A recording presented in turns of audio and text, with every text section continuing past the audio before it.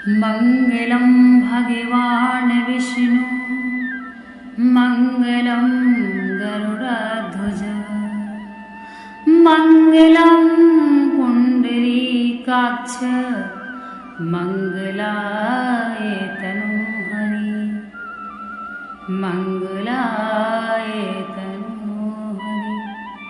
हे मंगलमय, हे कमल नयन, हे गरुड़ ध्वज को धारण करने वाले सभी का मंगल करें। हे मंगल मूर्ति, सभी का मंगल करें। श्री महा गरुड़ पुराण के अनुसार गरुड़ जी भगवान से पूछते हैं, हे भगवान, मनुष्यों का पाप और पुण्य का आकलन कैसे होता है?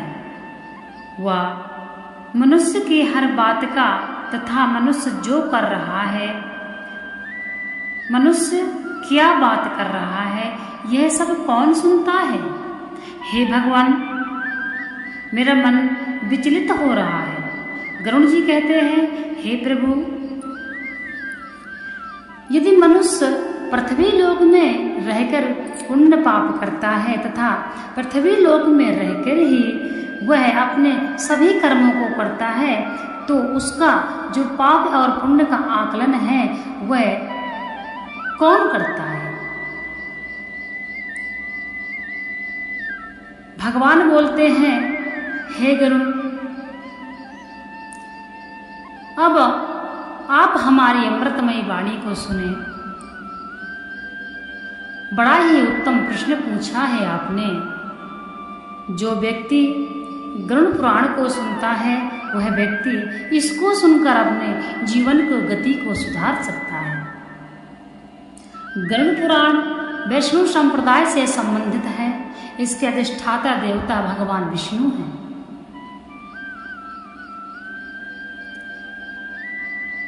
तब भगवान कहते हैं, हे गरुड़, जब मैं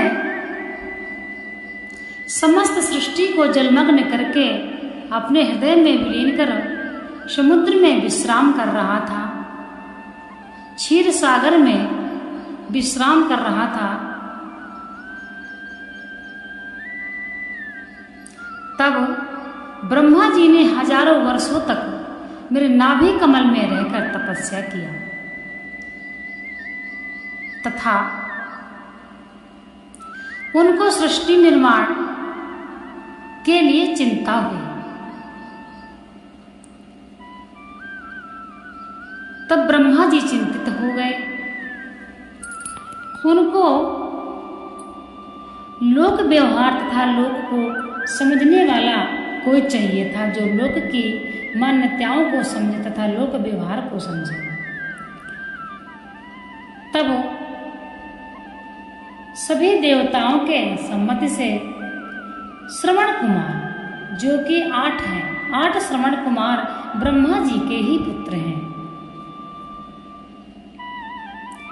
जब आत्मा के सभी नगर पूर्ण हो जाते हैं, तब वह 16वें नगर में पहुंचती है। बहुधर्म बीती हो, जहां पर 8 श्रवण कुमार रहते हैं। अंतिम नगर है वो, अर्थात अंतिम लोक है। 16 नगर की यात्रा करनी पड़ती है आत्मा को,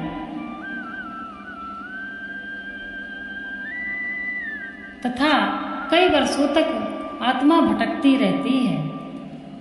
जब वो श्रवण कुमार के पास पहुंचती है, तब उसके आत्मा को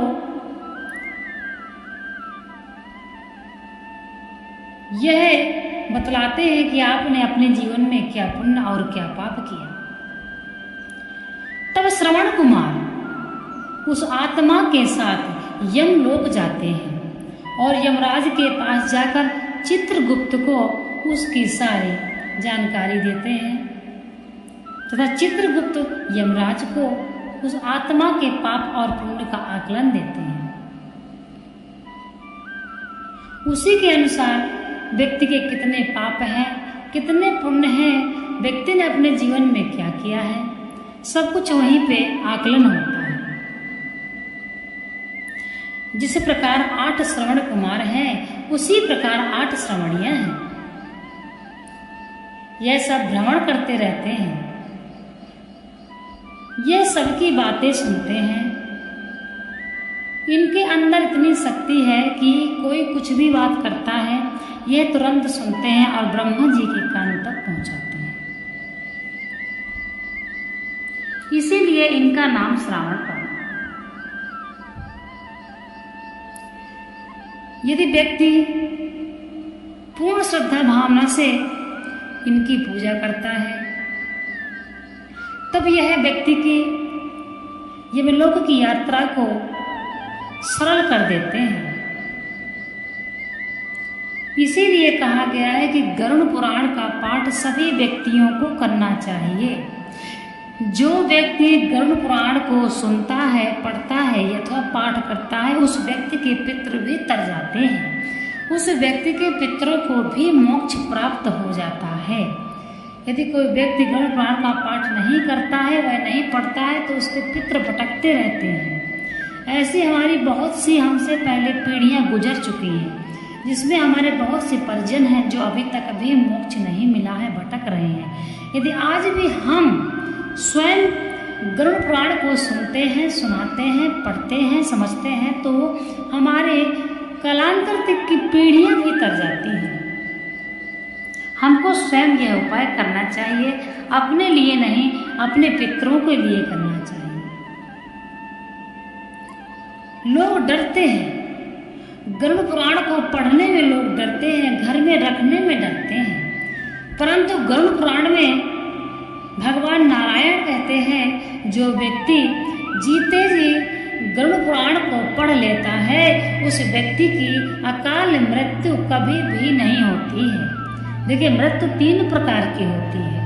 पहली मृत्यु है स्वाभाविक मृत्यु, दूसरी मृत्यु है आकस्मिक मृत्यु और तीसरी मृत्यु है अकाल मृत्यु। स्वाभाविक मृत्यु किसे कहते हैं? स्वाभाविक मृत्यु, यदि व्यक्ति की आयु निर्धारित है 60 साल, तो वह 60 साल में ही मरेगा, उसको कहते हैं निर्धारित अथवा स्वाभाविक मृत्यु। उसमें व्यक्ति को भटकना नहीं पड़ता है। आकस्मिक मृत्यु किसे कहते हैं? आकस्मिक मृत्यु जैसे किसी को अटैक आ गया, किसी को किसी खूंखार जानवर ने खा लिया, किसी का एक्सीडेंट हो गया, किसी को सांप ने काट लिया, इस प्रकार से बोलते हैं आकस्मिक मृत्यु। यदि मान लीजिए किसी व्यक्ति की आयु निर्धारित है 80 साल और उसकी जो मृत्यु है आकस्मिक वह हो गई, कारणवश 50 साल में ही हो गई, तो उस व्यक्ति को 30 साल और उसकी आत्मा भटकेगी। इसके पश्चात ही उस व्यक्ति को नया जीवन प्रदान होगा। दोस्तों, अकाल मृत्यु आत्महत्या सबसे बड़ा पाप है। आत्महत्या को अपने मन में सोचना भी नहीं चाहिए, करने की तो अलग बात है, सोचने में भी पाप लगता है। तो अकाल मृत्यु किसे कहते हैं? अकाल मृत्यु एक ऐसी मृत्यु है जो वर्तमान में व्यक्ति का इतना पाप बढ़ जाता है कि वह मजबूर हो जाता है और अपनी आत्मा को स्वयं ही अपने शरीर को नष्ट कर देता है। जैसे कोई व्यक्ति कुएं में कूद गया, आग लगा लिया, फांसी लगा लिया, इसको बोलते हैं अकाल मृत्यु। अकाल मृत्यु जिसकी होती है वो व्यक्ति कभी भी मोक्ष नहीं पाता है, वह कालांतर तक उसकी आत्मा भटकती रहती है तथा उसको कभी भी नया जीवन प्राप्त नहीं होता है। इसलिए अकाल मृत्यु जो है वह व्यक्ति अपने हाथों से ही करता है, तो उसको कहते हैं अकाल मृत्यु। यदि कोई व्यक्ति बीमार हुआ और वह मर गया, खत्म हो गया, तो उसका मतलब है आकस्मिक मृत्यु, उसको अकाल मृत्यु नहीं कह सकते हैं। तो सबसे कठिन है अकाल मृत्यु, जो व्यक्ति को स्वयं पर धैर्य रखना चाहिए, स्वयं पर व्यक्ति को भरोसा होना चाहिए तथा ऐसा कदम कभी भी नहीं उठाना चाहिए जिससे उस व्यक्ति की दुर्गति हो जाए।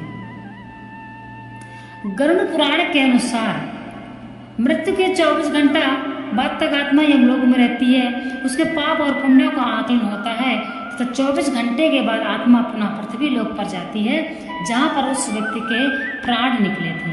और 13 दिन तक वह आत्मा अपने ही मुख्य द्वार पर रहती है। तथा जो 10 दिन तक पिंडदान देने का विधान है उसमें ही जीवात्मा का शरीर बनता है तथा 1 हाथ लंबा शरीर का निर्माण होता है। तथा 10वें दिन मृतक के पिंड से क्षुधा का निर्माण होता है और उस दिन व्यक्ति को अच्छे अच्छे व्यंजन बनाकर आत्मा को खिलाया जाता है। इस प्रकार से रहे गरुड़ पुराण के इस बात को आपको ध्यान देना है कि अकाल मृत्यु आप स्वयं करते हैं। आत्महत्या जो व्यक्ति करता है स्वयं से करता है, आत्महत्या को ही अकाल मृत्यु बोलते हैं, वह है गरुड़ पुराण के हिसाब से। आप पढ़िए, आप डरिए मत, अपने घर में रखिए, नारायण की कृपा रहेगी। गरुड़ पुराण वैष्णव संप्रदाय से संबंधित है, इसलिए इसमें आप कोई संशय मत करिए, डरने की कोई जरूरत नहीं है। आप इसको अवश्य पढ़िए, अपने पितरों के लिए पढ़िए।